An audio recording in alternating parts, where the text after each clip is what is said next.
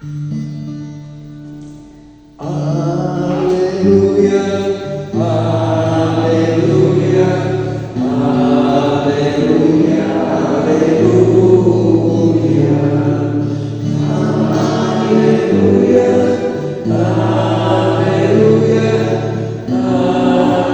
aleluia, aleluia. Eu vos designei para que veades e deis frutos, e o vosso fruto permaneça, assim disse o Senhor. Aleluia, aleluia, aleluia, aleluia, aleluia, aleluia, aleluia, aleluia.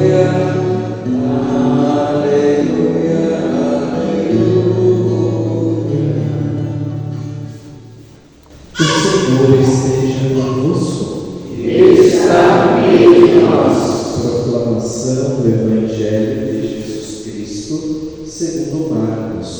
Glória a vós, Senhor. Naquele tempo, Jesus se manifestou aos 11 discípulos e disse-lhes: Ide pelo mundo inteiro e anunciai o Evangelho a toda criatura. Quem crer e for batizado será salvo, quem não crer será condenado. Os sinais que acompanharão aqueles que crerem serão estes: expulsarão demônios em meu nome, falarão novas línguas, se pegarem em serpentes ou beberem algum veneno mortal, não lhes fará mal algum. Quando impuserem as mãos sobre os doentes, eles ficarão curados. Palavra da salvação. Glória a vós, Senhor. Irmãos e irmãs, a igreja hoje celebra a festa da conversão do apóstolo Paulo. Quando nós meditamos na primeira leitura, que é narrada no livro dos Atos dos Apóstolos, os Atos dos Apóstolos, ele foi escrito por São Lucas, e São Lucas era companheiro de Paulo, então ele presenciou muitas coisas da vida do apóstolo Paulo, pregações, ações pastorais. Então Lucas ele foi uma testemunha ocular do ministério do apóstolo Paulo. Então ele foi capaz de, ao escrever o livro dos Atos dos Apóstolos, sobre a vivência e a caminhada do apóstolo Paulo, com detalhes e com certas preciosidades que apenas um historiador não seria capaz de fazer, porque Lucas viu e presenciou todo o fato. E de fato, o que aqui mais marca a conversão do apóstolo Paulo é o seguinte: ele mesmo diz isso nas suas cartas. Paulo escreveu 13 cartas para a igreja, e ele dizia que ele nasceu aos pés de Gamaliel. Geralmente alguém que era formado na escola de Gamaliel já era preparado para ser um rabino. Então ele estudava a religião judaica de forma muito arraigada, muito ortodoxa, muito profunda. E Paulo era zeloso na observância da lei e da doutrina judaica. Ele não deixava passar uma vírgula. E quando surgiu o cristianismo, depois da ressurreição de Jesus e depois da vinda do Espírito Santo no dia de Pentecostes, o cristianismo começou a se expandir. E muitos pregadores e anunciadores estavam testemunhando sobre Jesus, falando de Jesus, falando da ressurreição de Jesus.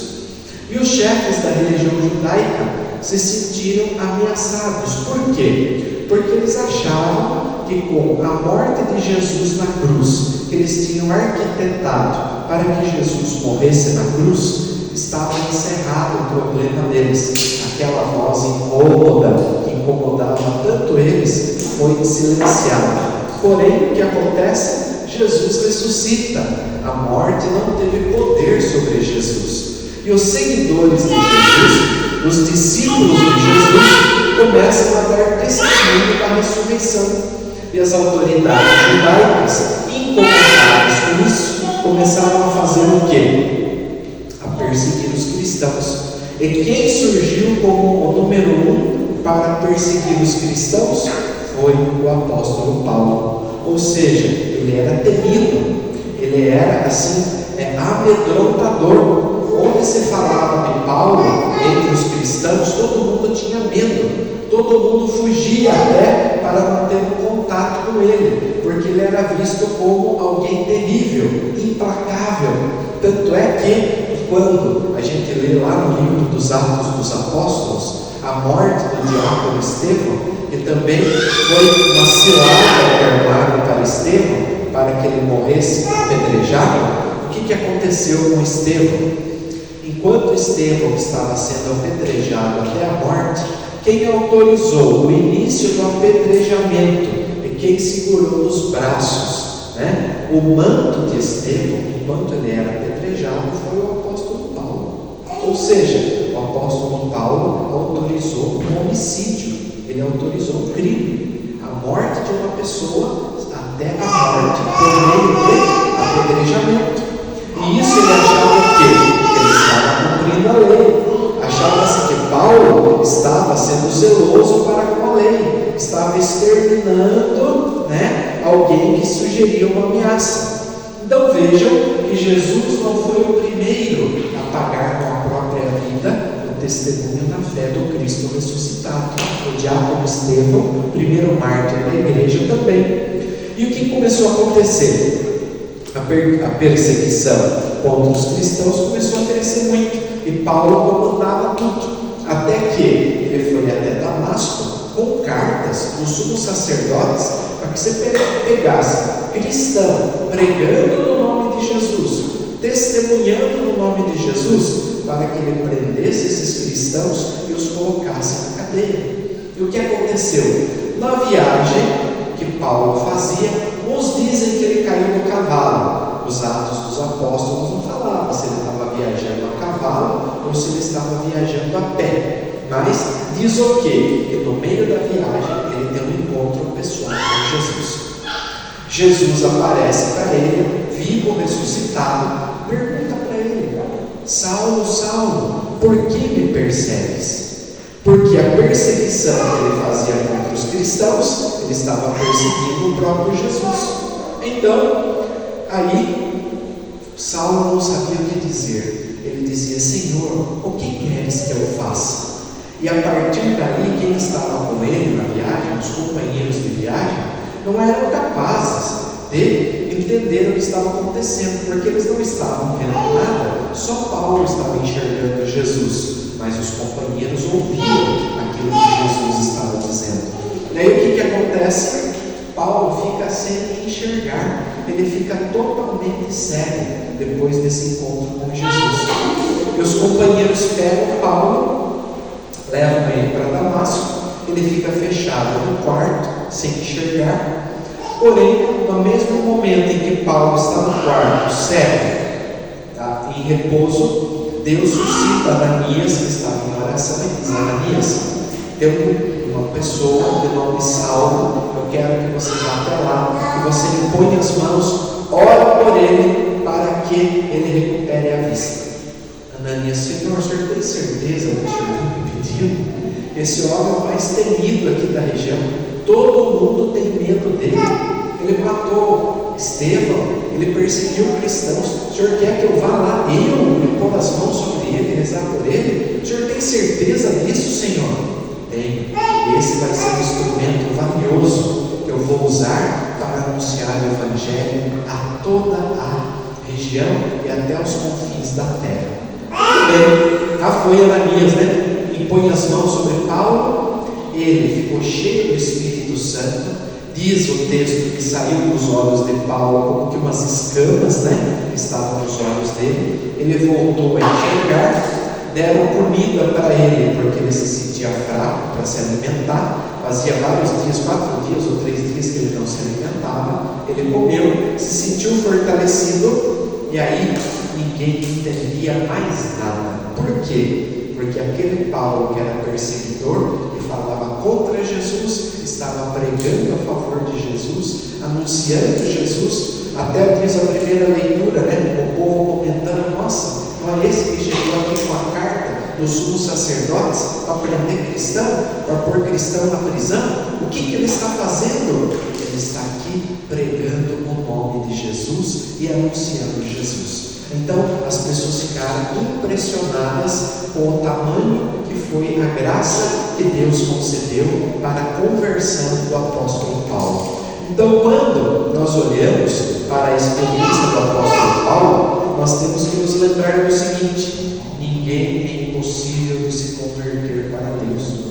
Ninguém é impossível de mudar de vida. Santo Agostinho teve que passar pela oração da mãe dele por quase 40 anos para que ele se convertesse. E ele se converteu. Alguém que ninguém imaginava que um dia viria se converter. Por isso que quando Deus realiza essa obra, a obra é grandiosa, a obra vem de Deus. Então muitos milagres podem acontecer. Talvez você conheça algumas pessoas que diziam que eram ateus, que não acreditavam em Deus, que não tinham fé, mas depois de uma experiência pessoal com Jesus, tiveram o seu coração iluminado.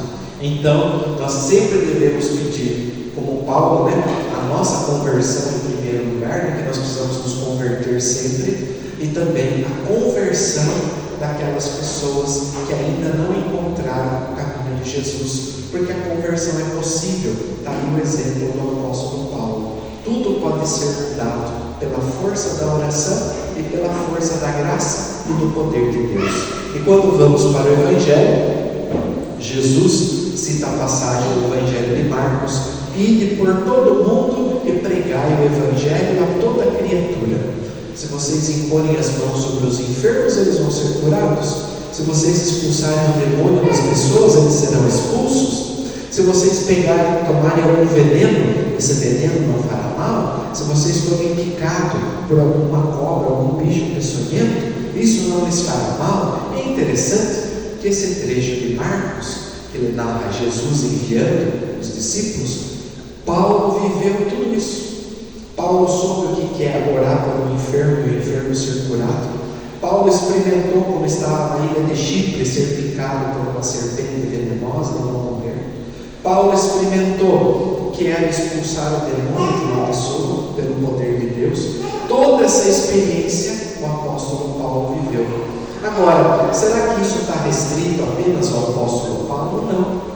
Nós também, como apóstolo Paulo, temos que ser anunciadores do Evangelho.